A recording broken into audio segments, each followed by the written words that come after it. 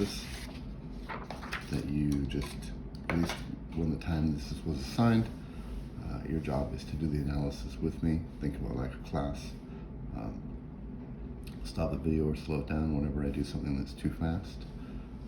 But your goal is to understand as you do your analysis with me what I've done and why. We're focusing mostly on chord symbols, one chords to chord functions, 1, 2, 3, 4, 5, 6, 7 chords, and then figured bass. But there'll be lots of other things in here that will help you with future analysis work, because tips and tricks, strategies, those kind of things. We're using Christmas carols because one of the first and most important things in analysis is to know what it sounds like. Your ears will tell you lots of things. And so hopefully you're familiar with the Christmas carol, Hark the Herald Angels Sings, or Angels Sing, so that that gets over that first step. Too many times we don't know what it sounds like, and we're just sort of, I would say blindly, but we're only using our eyes instead of our ears to figure stuff out. So presuming that you know this or have gone and sung this, or can go to a piano and play that, now we move on. So 1 flat, probably key of F major, might be D minor, but most Christmas carols are not in the minor. And if we look, there's an F and an A and a C and a C, which is an F chord. And at the end of the first phrase, the herald angels sing, glory to the newborn king. It's also an F chord right here. We know that our songs are framed up in 1s and 5 chords, usually at the beginnings and ends of phrases, which would be an F chord or a C chord. Or if we were in the key of D minor, it would be a D minor chord and an A or an A7, and we would see a C sharp accidental, giving us that harmonic minor scale, and a 5 chord that's got a major or a dominant quality, and that's not in here. So first thing I'm going to do is I'm going to put a large uppercase F with a colon, marking the key. Tells us what we can interpret all the numbers we put here as. Okay, so first thing we see here is a F chord, and that's the first scale degree in the F scale, so we call it a 1 chord because it's on scale degree 1. We use a large uppercase Roman numeral because that indicates that this is a major triad as well, as opposed to like a little one like that. That would be if it was minor. Okay, and because it's in root position, the F is the lowest note, there is an implied 5/3 figured bass there, but that's the longhand version. It tells us that there's a note in the chord that's a third above this bass note, and a note in the chord that's a fifth above the bass note. Chord tones. But we don't, it happens so often, we just ignore that. They're there, they're invisible, we don't write them in, it's implied. A shorthand is nothing.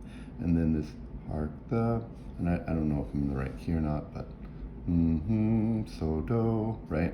Still an F, F, A, C chord. And so we don't have to keep remarking 1 and 1 or 5/3, but these all are 1 chords, so we just go through like this. Here, though, it's different. Our bass note is dropped to the C, and although that could be the fifth of a FAC chord, usually fifths of chords in the bass are reserved for special things like cadences or certain idioms. It's not that we'll never see them, we will probably, but they're not really common, so I expect we're on a different chord. C, C, E, G, right? Lower part helps us understand when we're not sure because of non-chord tones what we should do, but that's definitely a C, C, E, G chord. And if you know your F scale, and if you don't, you might want to write this out ahead of time until you get very good at it, but that's a 5 chord. Again, it's major, so we're going to do this as opposed to that, right? Putting the bars over and below to tell you that it's major is a way of helping you see whether or not it's upper or lowercase, regardless of how big or small you write, okay? And we know that 5 likes to go to 1, right? So I suspect we have a 1 chord coming up. We gotta check it out. There's an A, so 1 chords are FACs. It could be an A chord, ACE, but that would be a 3 chord, and that's really rare for a 5 to go to a 3. We have an A, F, C, F, F, A, C. It's a 1 chord. But now the third is in the bass, and so normally we would write for longhand 6/3 because that tells us that a sixth above the bass note is a chord tone, in this case the root, and a third above the bass note A would give us the C. Those are all the chord tones there.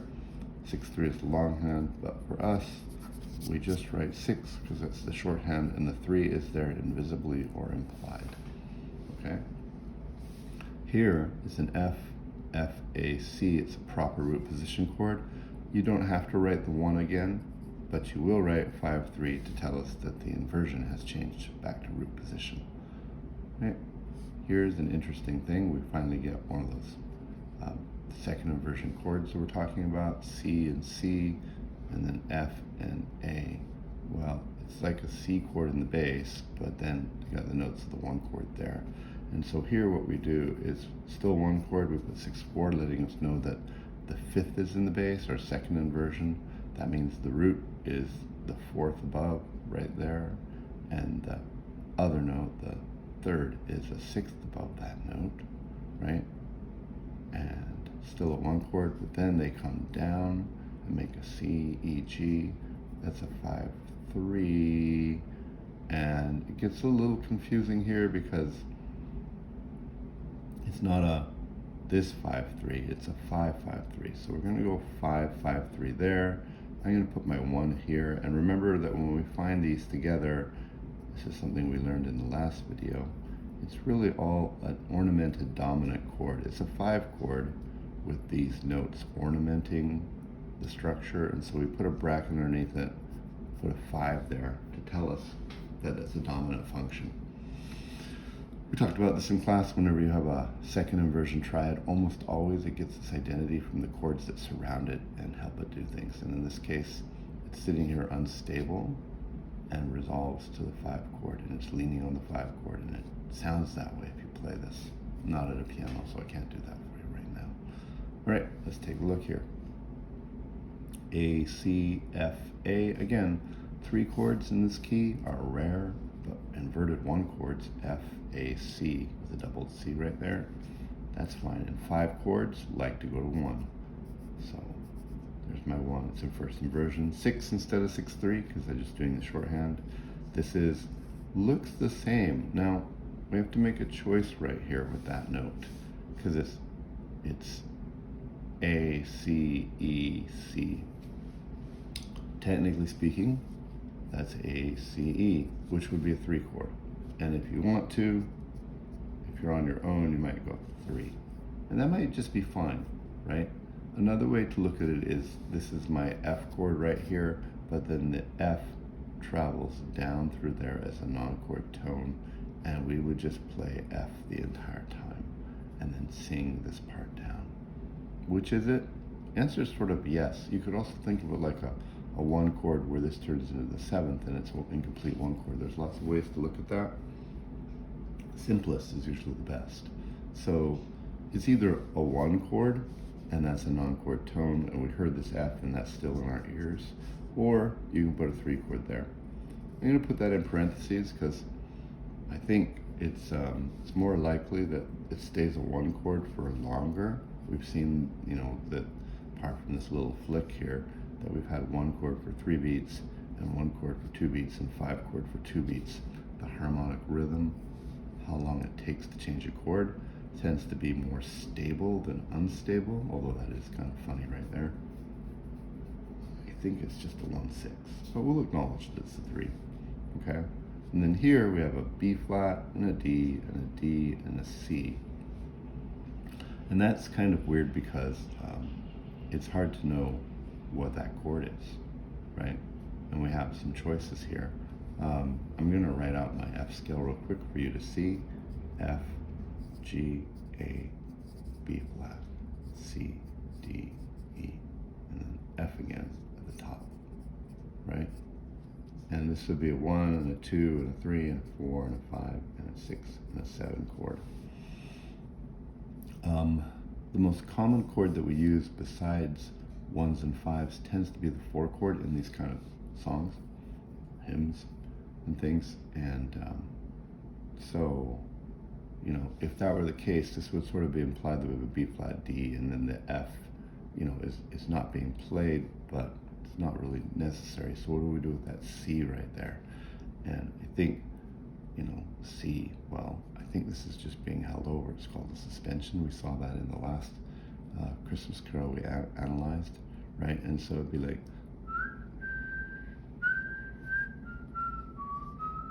It's like, if it wasn't the melody doing that, we would expect that to go down to a B flat. I kind of feel like it's an implied 4 chord, right? Now, it's interesting because this pops up to a G next, which would make this a G minor chord. So, from an expectation point of view, I'm just going to write this here. You would expect this to be a 4 chord, right? With a non-chord tone right there. That would make the most sense. It's in root position. It's got the 2 most important notes, the root and the third, right? But on the next beat, it's got a B flat, D, and a G and a B flat, which would be my G minor chord, which is a 2. Now, it'd be in first inversion too. Now, there's nothing wrong with that, actually. 2s are used a lot as well. Some books talk about these being sort of interchangeable and can go to each other. If we want to keep it like a smoother, like the chord, smoother harmonic, slower harmonic rhythm, we put a 4 there, and this becomes something called an appoggiatura, which is a non-chord tone you jump into and then step out of. I think it's just probably easier to just go 4 and then 2-6. You could also think backwards and say this is a 2-6 the whole time, and the G is implied, and that's there. I don't know. We haven't heard a G ever here, right? We hear the F, and so I kind of feel like that F is still in our ears there. So depending on how you did it yourself, you could end up with 2-6 the whole time. You could end up with 4 the whole time with this is a non-chord tone. This is a non-chord tone no matter what. It's just part of the melody. Or you could have said 2-6 and 2-6 for this the whole time. I'm going to do both. I think we hear it as an F chord to begin with, but then when this jumps up, it becomes a 2-6. Theory, rules, and history tell us that these chords they're like cousins or siblings that look almost the same and are almost interchangeable. This is a little more sweet. This one's a little more, I don't know, stoic, but they're the same. Either way, both these chords, especially the 2, like to go to a 5 chord. Let me get this out of the way for you.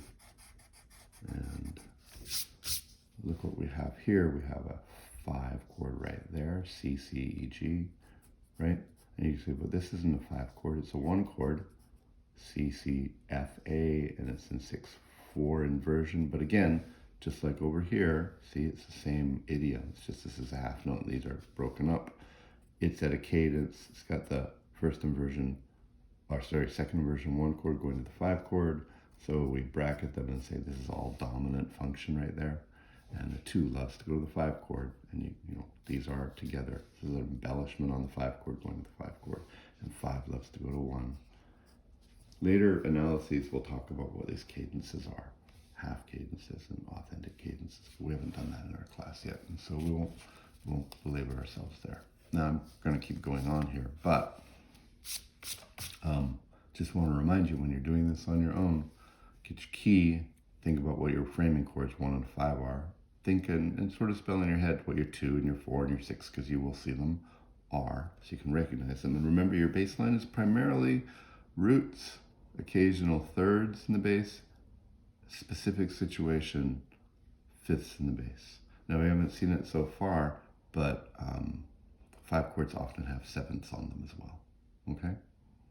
All right, so, and then lower notes tend to frame up your harmonic, what you hear in your head. And so if there's like an upper note that doesn't fit the chord, it's going to sound like a flavor note, non-chord tone. It's needed for the melody or for, guiding chords, notes through to other notes. But it does sound like it's fighting against the foundation right here. You can be cool and do this, but the establishment says what the chord is, and that's the lower parts. Okay, we look for idiomatic structures. All right, if you haven't and you're struggling with this, write out the notes and get them on the page with you so you can get them out and then think about what it is rather than reading the notes out loud and then trying to juggle that plus memory in your head of what these are. Okay, that'll help you get faster at recognizing chords until it becomes natural. Okay, all right. Now I'm just going to point out ahead. See these B naturals here? Something funny is going on in this, and I wouldn't expect a first-year student to be able to do this all on their own. They're not saying you can't, but it's sort of not what we've talked about. We're still in the key of F, but this is a second-year topic. what happens sometimes in music is you'll see chromatic or not in the key notes. Sometimes they're incidental to the melody or just to the flavor of it. I guess it's all flavor, but sometimes they form structures like chords, and you have to account for it. Have we changed key? Have we temporarily sort of pretended we're in a different key? Is there another reason for it? Is it an exotic chord or something like that? In this case, we have temporarily focused our attention on another note or another chord, pretending it's more like the one chord. And the most common of that is the 5 chord. Instead of pretending it's a 5 chord, we jump back and pretend it's a 1 chord and we're in that key just briefly, and we make a chord that supports that. So that's what's coming up here. You go through this with me, and at the end, if you go like, cool, then you have second year knowledge of things going on. And if you go like, didn't quite get that, don't worry about it. It's fine. All right, here we go. This is the same as here. So I can just quickly copy because comparison is an important skill. All right, now this is definitely different. And we found this earlier as well with, I don't know if we actually did this on this other one here. Found it being the same on this here, but then different. This was actually a D chord, which was a 6, right? With the 7th. I don't know, maybe. Anyway, kind of the same thing. We have a D, and we have a F, and an A, and an F. That's DFA, which in the key of F is 6. It's in root position. 5 almost likes to always go to 1, but sometimes it will bail out. It's called a deceptive progression to go to 6 instead. It's sort of like, oh, I'm tired of doing this. Let's get this. Like we always get this at the restaurant. Let's order that instead. Okay? So here's a great example. Looks the same, but then gives us something slightly different. Okay? But it's transient. It's really getting in the way of going to my it's just because we're messing things up here. So now this is a C with an F and an A. That's a 1, 6, 4 right there, which we know was kind of like a 5 chord. But then it's strange. It jumps down to the G, and what we have here is G, B, G, and F. G, B natural, and an F. And the D is missing. It's just sort of there. It's like you don't need your tonsils. Good to have, but you're still you without them, right? That's the 5th of the chord. This is a G dominant 7 chord. GBD would be the major triad, and then the F is the dominant. And we know that the dominant 7 chords are 5 chords, and G is 5 of what? 5 of C. So this G is 5, 7 of C, and C is 5, right? This is one of those times where we said, oh, let's pretend that we're just for a moment celebrating the 5 chord or C, right, in the key of C, and let's give it its own 5 chord. You'll see this all over the place. It's going to happen a lot. This is our second year thing that we learned at the beginning of the year. So this right here is a 5, 7 of 5, and we would expect it to go to the 5 next, or something very much like that. And yeah, it's a G dominant chord. Dominant chords are 5 7s in most cases. G is the 5 of C. It's not the G we would expect in this key. So instead of calling it 2, we call it the 5 7 of C, which is 5 7 of 5 right there. Okay, now let's go back and look at this. This is just suspensions. They hold over and then they go down. It's a good sound, right? If you really, really, really, really wanted that figured bass, you'd have to say, well, this is a 4th above, and that's a 7th above, and that's a 9th above, or a 2, right? So, you know, so the 6 becomes a 9, and the 4 becomes a 7, and then the 6 here becomes, or sorry, the 6 here, sorry, this is a 8 becomes a 4. Oh, we gotta, hold on a second. 6 becomes a 9, 4 becomes a 7, and then we would have to put an 8 right there, which would hold over and become a 4 down here, like this. And these are non-standard figure bass things that you can do, and you'll see in actual Baroque music where they did this, because it tells the players what notes to play above their bass note and what to do. That being said, it's beyond what we really want to do. But you see where we got the numbers, right? This is a G up to C is a 4, right? And then G up to F is a 7, and G up to A is a 9, right? And if you look at this, this 4 becomes, here, I'm going to erase this for a minute. Sorry, we're getting stuck in the weeds here. I said we wouldn't spend too much time, but it seems really good. Those are the numbers of the notes up there that you play. And then the 9 right here comes down and becomes, well, sorry, the 4 comes right down and becomes 3. The 7 holds over, right? And then this 9 becomes 8, right? And there's no 5th, but that would be part of that. Okay? All right. That being said, for us, we're going to call this whole thing 5/7 of 5, right? And then these are non-chord tones, because what we have here is a G, B, and an F, right? It's missing the D, right? That's all. And it's a 5/7 of 5. And then we come here and we kind of go, well, is this my 5 chord? Because 5 of 5 would want to go to 5. And it's like, no, it's not. It's almost C, E, A, C, E, right? Still think in the key of C for a minute, because this is telling us we're in the key of C briefly. And if we're in the key of C, my A chord is A, B, C, D, E, F, G, A. Sorry, A is C, E, G, A is my 6th chord. And we have the same thing where 5 goes to 6 in the key of F, and then 5 goes to 6 in the key of C right there, right? And look, here's another G chord. So this whole thing is going to be thinking it's in 5 all the way to the end here. See how we're cadencing on the C chord, which is 5? This is all pretending we're in the key of 5. Whew. Ugly, but it's great. So here's my G, B, D, D. That's my G chord again. It's major, right? So that's my 5 of 5, right? And it's 3rd in the bass, so 6. And look, here's my 5 right there. C, C, E, G. There's my 5, right? And then it goes to become 1st inversion right there, right? And then, well, F, A, C, E. You could call it a 1 chord, I guess, and call it a major 7. And that would be all right.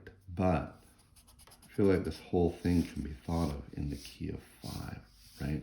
5 of 5, 6 of 5, 5 of 5, inversion 5, inversion of the 5. It's all 5. And if we want to think about it that way, you know, we go, does this fit? And if I'm in the key of C, which is key of 5, then this would be my F chord, and it would be a 4, major 7, because it's got the 7th right there, of 5.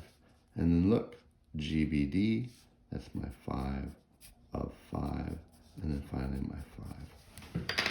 Have you made a mess of your paper? I'm not going to rewrite that right now. However, I'll show you a more eloquent way of doing this before we move on from here. When you have a 5 of 5 and you go to a 6 of 5 or a 5, you just do this all the way along. However, if you have an extended passage like this, where it's always of 5 of 5 of 5 of 5, it never seems to bounce back to the original key until maybe here or something like that. You could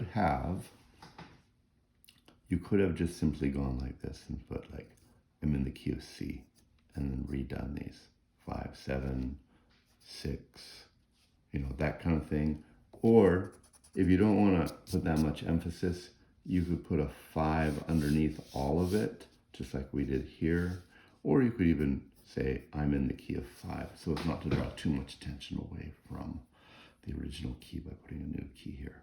But if you want to think of this whole thing in the key of C by marking it C colon right here, or 5, because we're in the sort of focusing on 5 here, then you can write out these top ones right here like this, and 5 becomes a 1, right? which is maybe more accurate to think of. 5, 6, 1, 1, 6, right? Instead of being in the old key right there. And then 4, major 7, and then 5, and then 1, right? Just temporarily think of yourself in that key. That will work, okay? Now, like I said before, this video is taking a little longer than the last one because we've got some thorny things going on here. This is a second year thing to be able to go, we were in a key, now we're temporarily thinking in another key, and we have to relabel these things. But you can still in first year get this. We're in the key of F right here, right? We temporarily are focusing on the 5 chord or the C pitch, and we do it so hard that we think we're pretending like we're in the key of C. And you can mark them chord of the C chord, chord of the C chord, of the C chord. But sometimes in an extended thing like this, you just say, I'm in the key of C, or I'm in the key of 5, and you just run it out to there. Either way, we're going to go on to the next row or line. I'm going to reestablish that I'm in F, just to remind ourselves here, okay? What do we do with this? It's all C's.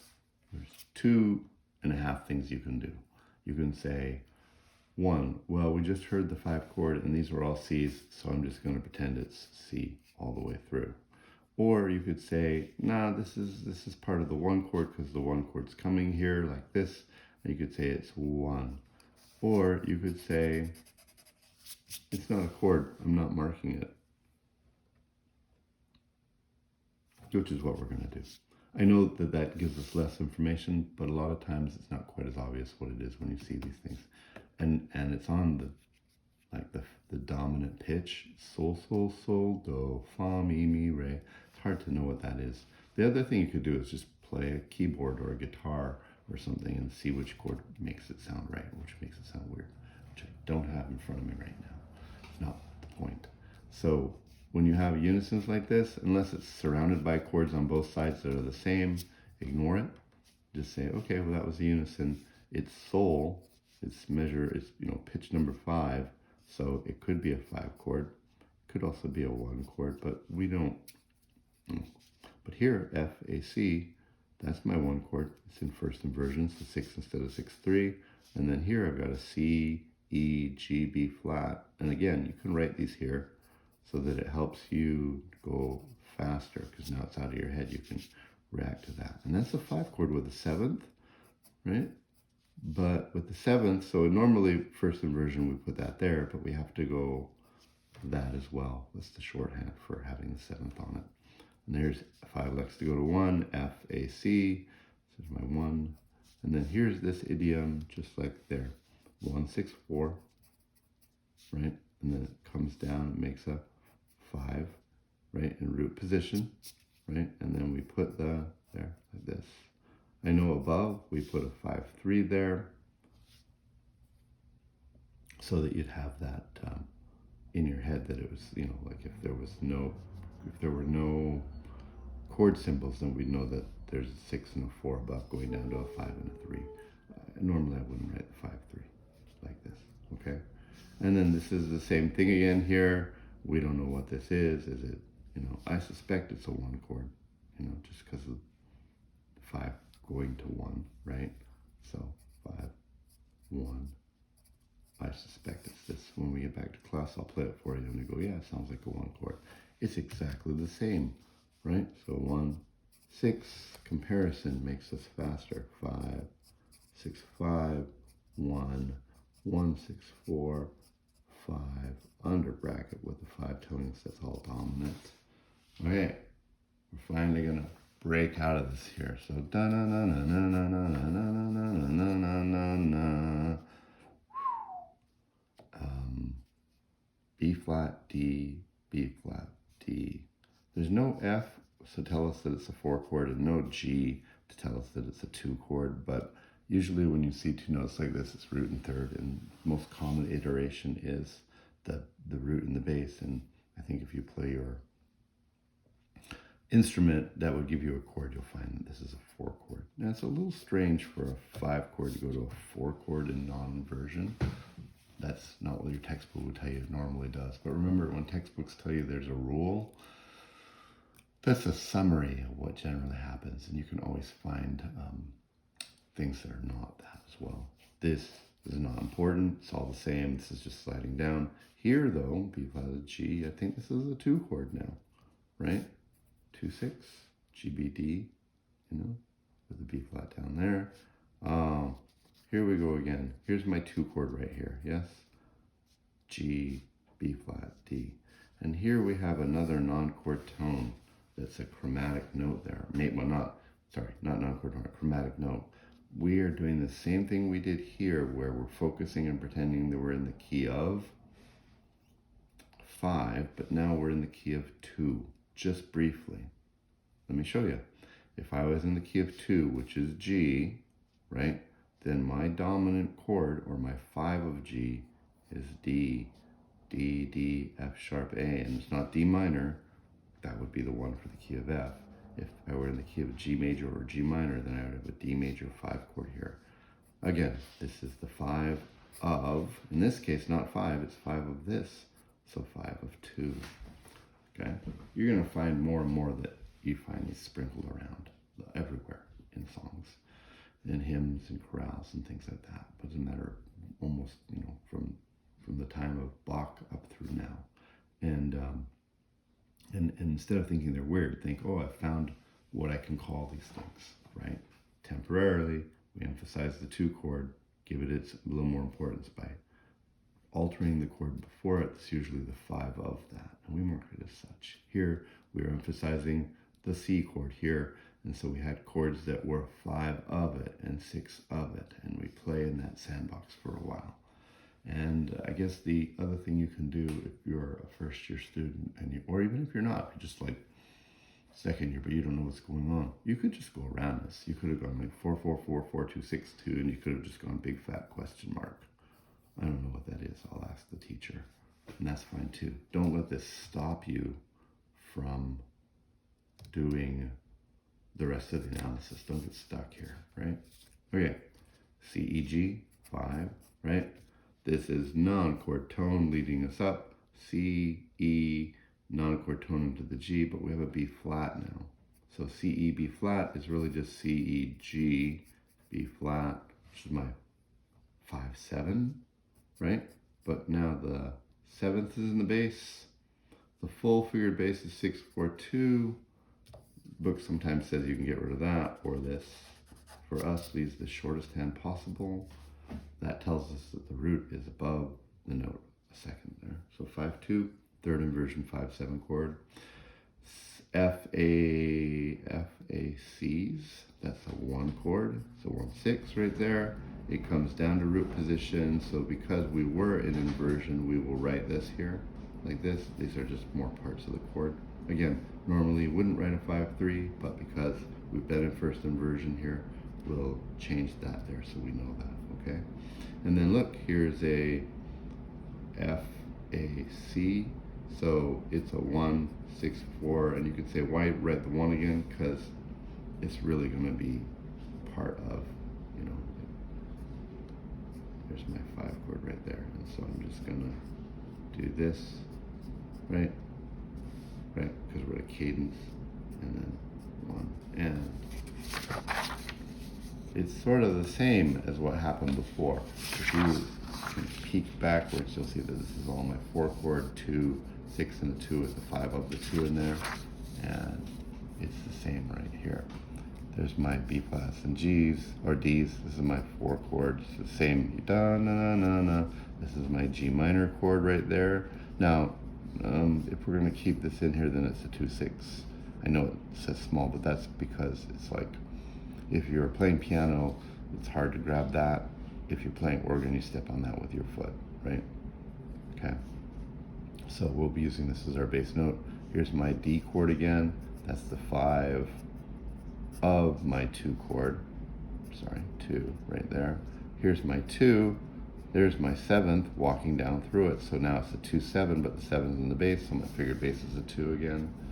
The 2 likes to go to 5. Well, C, E, G. It's my 5. It's in first inversion. This is the same idiom as before. It's a C, E, G chord. The G is wandering up through here. It's got the B flat, which is the 7th. So that's a 5, 2. the 1-6, going to a 5-3 version of that right there, and then we have this 1-6-4 5 with the 7th right there. Put that all underneath there. It's all dominant. Here's my 1 again. It's the same as there, right? Now, just as an aside, because copying was useful, this is the same as this, right? This was the same as the one over the page. In addition to just going, that gives us fast answers, you should be thinking, oh, so when I write a piece of music, or I listen to a piece of music, there's repetitions and patterns and reused material and design, and that's really important. Like this is bum bum bum ba bum bum bum bum bum bum bum ba bum bum, ending on the 1 chord, right? Bum bum bum ba dum bum bum bum. It's sort of the same, but the back end is modified so we can end on the 5 chord. Yeah, dun dun dun dun dun dun. But it's like, here's a thing and here's a variation on that, where the front is extremely the same, and then this has just been modified so we can end in a different place. This is da na na na na na na na. It's different. That was great. Let's just do it again. Da na na na na na na na. Right? And then let's end it by going dun dun dun dun dun dun dun dun dun dun da na na, ascending, so it kind of feels like we're not done, right? And then the very end is this again, dun dun dun dun dun dun dun dun dun dun, and to finish, instead of going dun dun dun, we go dun dun dun dun, and rest there. And in later classes in courses, you'll understand how these cadence endings affirm the ending of a piece or a section, or suggest things going on. But it's all repetitions. There's lots of work involved in writing that. It's a really fantastic, hymn that's, Christmas carol that stood the test of time and become a favorite for lots of reasons.